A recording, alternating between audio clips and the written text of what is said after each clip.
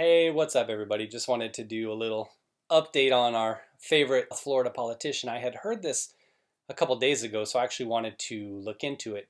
Now, this is from the Central Florida Post. Not sure what their politics are, but it says here, Gillum hires hip hop attorney, threatens journalists over naked meth photo. And I only heard this a couple days ago, so I don't know if you're familiar with this. This wasn't as salacious as the photos in the story when it first broke. So that's why perhaps maybe some of you didn't catch this, why it wasn't really covered. It's not as interesting, right? The disgraced and crestfallen former Democratic candidate for governor of Florida is still refusing to take any responsibility for the meth-fueled orgy where his male escort friend overdosed. This is by Jacob Ingalls. Based on how that's described and written, I would assume it's kind of leaning to the right. I certainly get the picture that Jacob's painting, so kudos to you for that. A day after this publication obtained and was the first to release an exclusive photo of what appeared to be a naked Andrew Gillum passed out in his own vomit on a Miami hotel room floor, the Central Florida Post has learned that Gillum has obtained a high-powered criminal defense attorney with ties to rap mogul Jay-Z and hip-hop artist Meek Mill, who Alex Spiro began issuing threatening letters to the Floridian, a South Florida-based news organization outlet that published their own story regarding the photo shortly after CFP began circulating our exclusive. This looks like it's a quote here from the attorney, and in attorney speak, it looks like it's really long. To be clear, the public has no legitimate interest in any such photo, and its release appears to be based not on a desire to shed light on an important public event, but rather to appeal to the prurient interests of certain members of the public. Everyone. Moreover, this blatant attempt to damage the reputation of a devoted public servant seeking treatment in the midst of a national emergency and global health crisis is appalling and demonstrates an utter disregard for decency and the privacy rights of Mr. Gillum and his family. The article is a violation of Mr. Gillum's rights to privacy and must be promptly removed. Another Pelosi clap for an attorney. My God, they're so full of shit. But that's what they get paid to do, right? So what can you say? Out of compassion for Mr. Gillum's wife and young children, Javier Manjares, the publisher of Floridian Press, has complied with the request from Gillum's attorney. However, we would like to make it perfectly clear that we plan on resisting such threats, not only because they are legally without merit, but because Mr. Gillum is a public figure whose life is of considerable public interest. Hear ye, hear ye. Despite Mr. Spiro's claims that the public has no legitimate interest in the photo, they clearly do. After our report, dozens of news outlets around the globe used our exclusive in their own commentary, and Mr. Gillum began trending on Twitter.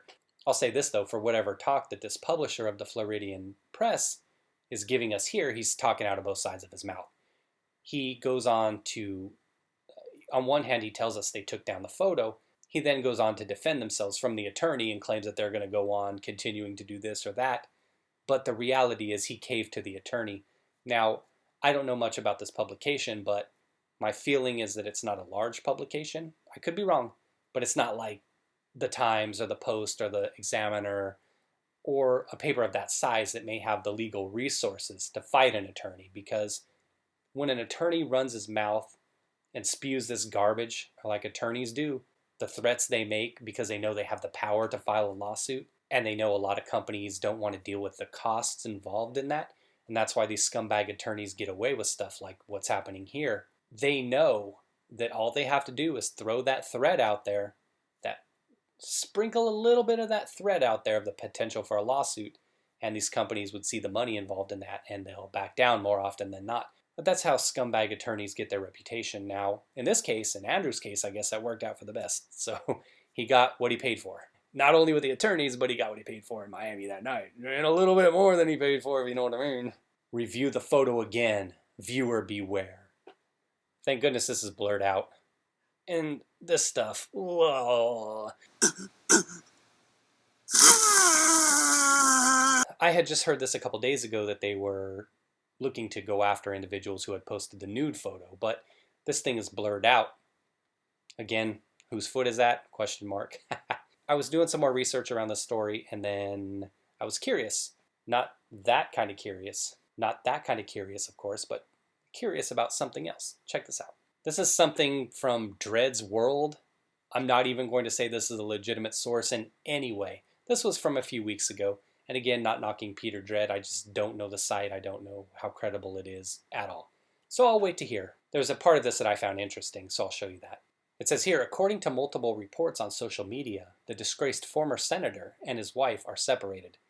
Two people on social media claiming to know Andrew's wife claims the couple are no longer together. But that's him and the family there. Look at the wife in that red dress. Boy, she is thick with like 8 C's. Woo! All right. Again, like I said in my videos when I was talking about the original circumstances and the photos that came out, I hope that for her and the sake of these young children that she's able to get out of the situation, because this is toxic. It's not healthy. You always want what's best for the kids. And in this case, that involves her getting out of that situation. Thick with 8 C's. So hopefully she can get the kids, get out of there, and raise them to be great, upstanding citizens, not to be a scumbag like their father. And we're not even talking about that stuff in Miami. His personal stuff, whatever. We're talking about the other issues he's had where he had to hire attorneys in the past for all his indiscretions. But one other aspect of this story, check this out. This is from Black America Web. Again, I don't know the credibility of the source, but the news itself seemed like it was credible, like actually happening. Now, the commentary within, you get varying opinions depending on the site you go to, but it says here, investigation launched to review how Candice Owens obtained Andrew Gillum police report. And this is short. I'll just share this with you real quick. You can look into it some more if you're not familiar with this.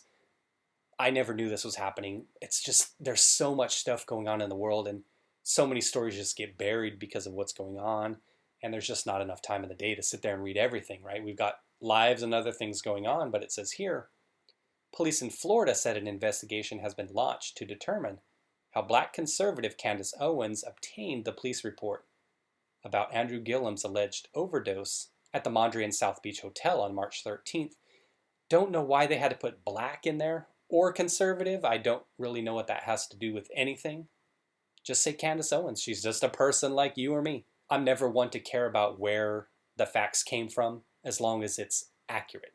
I don't care who broke the story as long as they tell me the accurate facts, and then I can decide for myself about how I feel about it one way or another. But that's just me. The police report, as well as graphic photos of Gillum, were released online, which show the former Democratic gubernatorial candidate lying in his own vomit. Gillum, 40, is said to have been partying hard with male escort Travis Dyson, 30, who reportedly overdosed and was treated at a hospital and discharged. The controversial photo shows the politician passed out on a pillow, and a towel under his lower torso is soiled with feces. The father of 3 has hired famed attorney Alex Spiro to issue a takedown demand to all media outlets that published the photo. Okay, so that ties in with the first story. Obviously, we figured that information was legit. It's just, different sites worded a little bit differently. With ties to hip-hop moguls, and yeah, okay, that's fine. Just tell me the facts. All right, so these are just things swirling on in the world around Gillum. So these are things we definitely will have to keep an eye on. How things progress with what progress the attorney is going to make in terms of strong-arming businesses to take down accurate photos and accurate reporting of his client. We'll see who caves. We'll see who resists. The family situation, whether the wife's going to be able to escape that toxic situation, like I said, and get the 3 kids away and raise them to be great, outstanding individuals and hopefully contribute to our society far more than their scumbag father has. And here, what's going to happen with Candice Owens in this whole investigation about the police report. What happened? How did she get it?